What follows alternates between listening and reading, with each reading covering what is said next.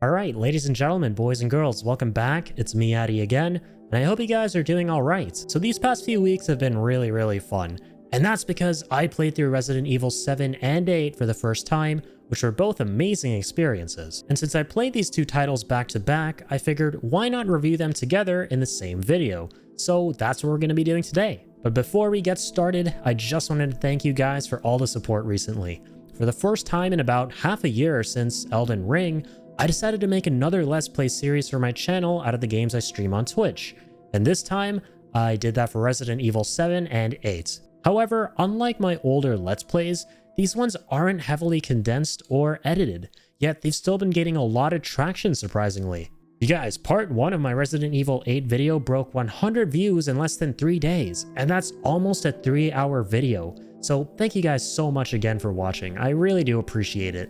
These Let's Plays have been really fun to make, and I can't wait to continue uploading more for you folks. But anyways, let's get into the review. Quick warning though before we begin, this review will contain some minor spoilers and clips from Resident Evil 7 and 8, so do proceed with caution. So Resident Evil 7 is a game that I actually put off for so long until now, because surprise surprise, I do not do well with horror games, man, and in the past I've had a really hard time completing them from start to finish, due to my terrified ass.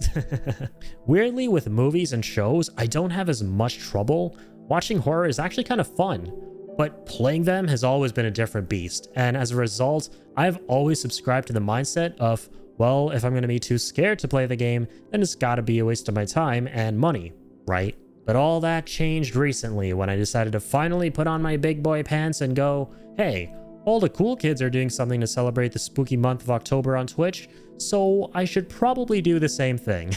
So I chose to play Resident Evil 7, a game that I'd seen a lot of acclaim for over the years, and one that I admittedly YouTubed a whole bunch back in 2017, because I was obviously too scared to play myself back then. But I am so glad that I did, and that I got around to playing this game for 3 big reasons.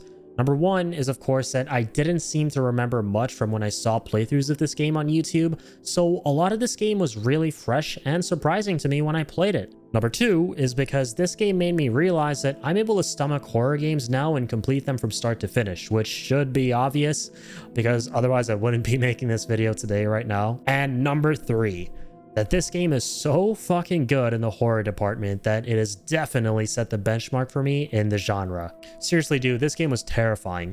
The opening and the first half of this game in general do such a good job of slowly pulling you into a completely twisted and demented world where you're overcome with this feeling of pure helplessness and dread. As main protagonist Ethan Winters, who was by no means an expert at capping SCPs unlike some of Resident Evil's other heroes, you are nothing more than an average Joe who stumbled across something horrifying. And what that said horrifying thing is a crazed family with special powers who certainly don't use them for good. Locked in their dilapidated Louisiana estate, you'll need to make your daring escape as Ethan with the constant fear of these people looming over your shoulder, which quite literally becomes the case when they begin to furiously chase you with the intention of horribly gutting you, which they do end up doing. Multiple times, actually. This game makes you feel like this completely powerless guy against the family from the original Texas Chainsaw movie, except here they've got powers. And when you combine powers with crazy, the result is pure horror. Especially when it's executed very well, which is where the gameplay and level design steps in. Resident Evil 7 kills it in these areas.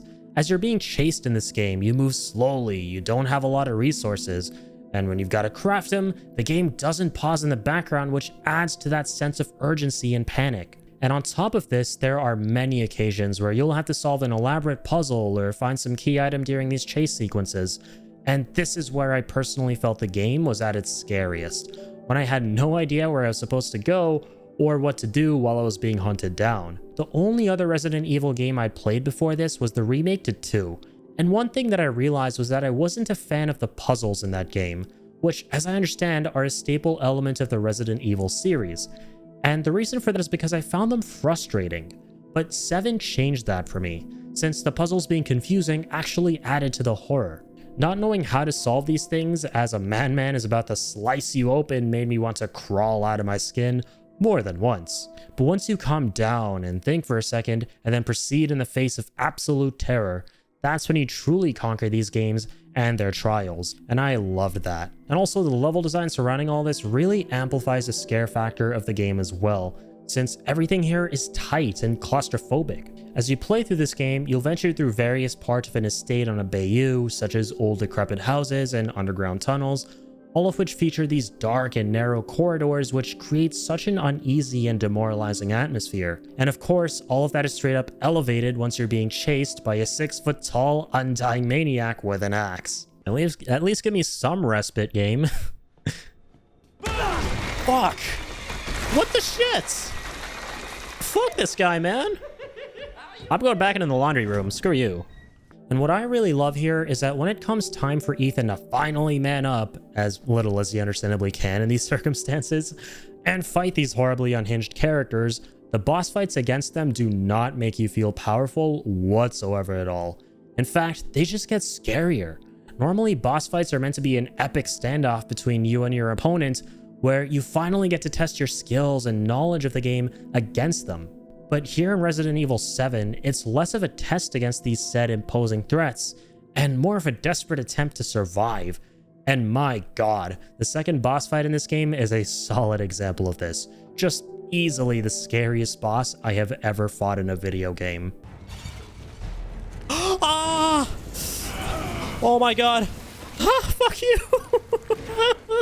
So yeah, Resident Evil 7 as a horror game is simply phenomenal, and hands down the greatest one that I have personally played so far. I'm just so glad that this was the game that I chose to begin my horror game journey with. But here's the thing, right? As an action game, when Resident Evil 7 isn't leaning into its masterfully implemented horror elements, it just doesn't feel as exciting. And after the halfway point, it tries to lean heavily into the action game side of things. And for a good little bit, it actually works pretty well. There's a point in this game where there's a dramatic tonal shift, and the game becomes significantly less scary. And it's here that you play as Ethan's wife Mia, who is a semi-professional at dealing with the creepy crawlies who've been hassling you so far. And right away, what this does is it makes you feel significantly more powerful, while almost all the fear you felt earlier is immediately zapped. And you feel this especially due to the new and improved arsenal of weapons you get while playing as her, such as a devastating machine gun which finally replaces the small pea shooter and clunky shotgun that you've been using throughout. And while this is great and all, I just felt like the fun didn't last very long, and that this whole shtick got old pretty fast. Mowing down enemies speedily and reliably at this point, after struggling to do so as Ethan, was really satisfying for a little while, but I quickly started to miss the weak pea shooter and the clunky shotgun I was talking about earlier. I started to miss the weak nature of Ethan and the helplessness he felt against everything. Really, what I missed was the horror, and that first half of the game that gave me such a large and satisfying dose of it. It dawned on me that this next half of the game as Mia wasn't really a horror game anymore. Sure, it still had its creepy moments, and you do at the end get to play as Ethan again, but I just couldn't shake the feeling that I wasn't playing the same game in this final act. It also didn't help much that there wasn't much enemy variety here. The enemies in this game outside of the main villains pretty much amount to what I like to call goop zombies, who you'll fight maybe 2 or 3 variations of between each unique boss. And they aren't really that scary at all, I won't lie. On top of this, the things that I mentioned earlier, like not being able to pause your game while crafting and not being able to figure out what to do while they're after you, didn't feel tense anymore, but rather annoying. It just felt like the combat that superbly accommodated the horror elements in this game's first half wasn't as fun when it became the sole focus in the game's second half, and it got stale very quickly. The Not a Hero DLC that immediately follows the base game improves upon the combat in some ways, but it largely feels just as samey, I guess you could say, as the base game's final act. But hey, all this stuff about the game's second half really isn't that big of a deal, and the game and its story are still immensely fun to experience. The aesthetics throughout are excellent, which take inspiration so incredibly well from contemporary horror hits such as Texas Chainsaw, which I was mentioning earlier, and also Blair Witch Project, and more. And also the graphics here are just breathtaking. I mean, seriously, this is what, a 5-year-old game now? And I was blown away by how good everything still looks. And most importantly, the first half of the game is what stands out, and sets up a thoroughly engaging experience that makes you want to see how the rest of the story plays out.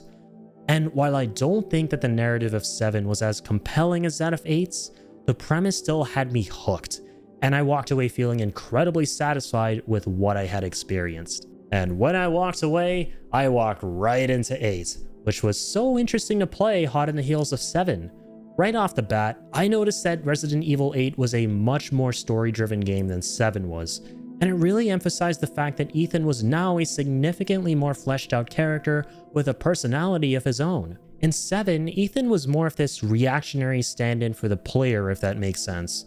And while he's still like that here in 8 to an extent, it was just so refreshing to see Ethan have thoughts and motivations of his own for once, alongside a complete and fulfilling character arc. And by the end of the game, I loved his character and the story he embarks on in 8.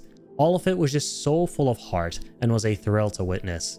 And while 7's story was like that too, I can't say with complete honesty that it blew me away or made me had a big old grin on my face the whole time. I think that this is what 8 immediately does better than 7.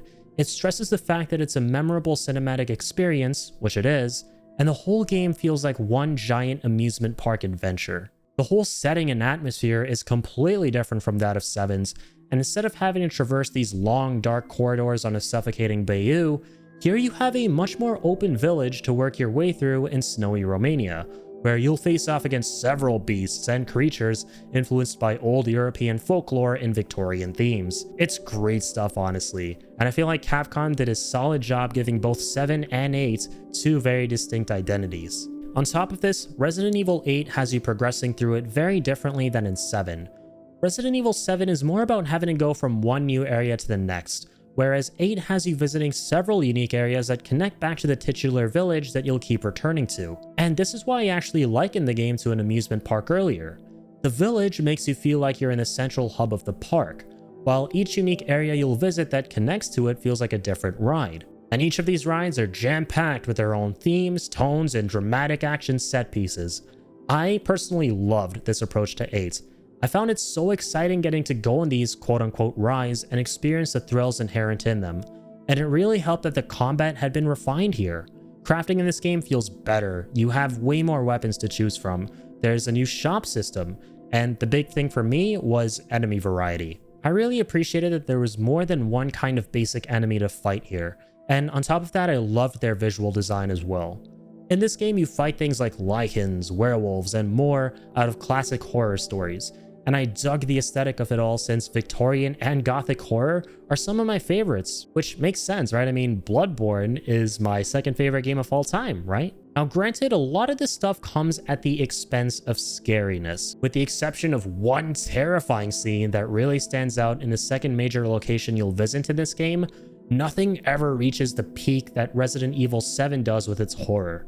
And that was a bit of a bummer, but thankfully, the Shadows of Rose DLC, which just came out recently, had some really creepy moments in it to reach those heights yet again. And that brings up an interesting point that I thought I'd mention here, which is that the DLCs of these two games seem to work on trying to improve what their respective games lack. In Resident Evil 7, Not a Hero attempted to fix the lack of exciting combat past the point of horror in the game, and here in Resident Evil 8, Shadows of Rose tries to inject a big dose of horror into an otherwise creepy but not so horrifying game, and I really appreciated that. So overall, Resident Evil 7 and 8 both complement each other very well, I feel.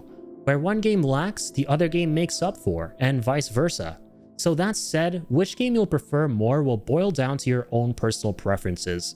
If you like the pure survival horror experience where the game will do everything in its power to make you as scared as you can be, then Resident Evil 7 will probably be your pick. But if you're looking for a more action gamey experience with elements of horror sprinkled in, then its successor is sure to be for you. Me personally, that's kind of tough.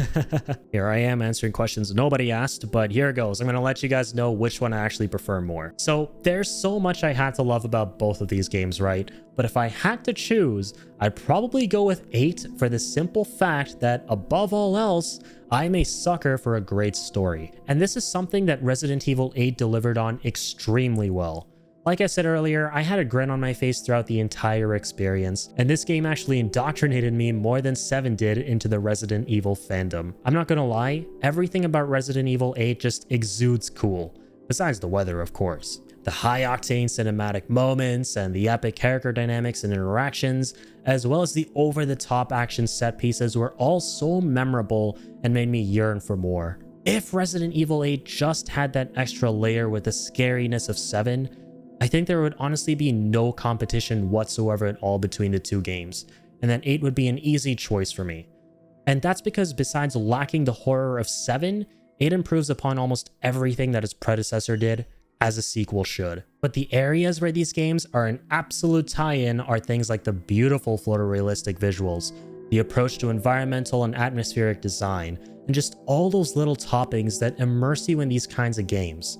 I haven't played a lot of games by Capcom before, granted, but judging by these two things as a relative newcomer, I get the impression that these guys are some of the best in the business at polishing their works to such a high degree in the horror genre. And I'm really impressed that the saga of Ethan Winters in 7 and 8 was their first time venturing into the first-person perspective in the Resident Evil series, considering how well it was executed. I just can't wait to see what they do next, and I think that Resident Evil 4 Remake is the next big thing coming up, right? Well, whatever it is, you can expect me to be there on day one. There's so much more I can say about these games, guys, but I think I'll leave it at this for now. Resident Evil 7 and 8 both get the same score from me, and that is a big fat 9 out of 10. They are both very, very good games that I'm so happy to have played, and they both complement each other very well. Thank you so much for watching my review on the experiences that have pulled me so welcomingly and terrifyingly into the horror genre, you guys. I hope you enjoyed this video, and if you did, please consider liking and subscribing to my channel. That really would make my day. And I can't wait to have the next video up for you guys. But until then, keep on keeping on.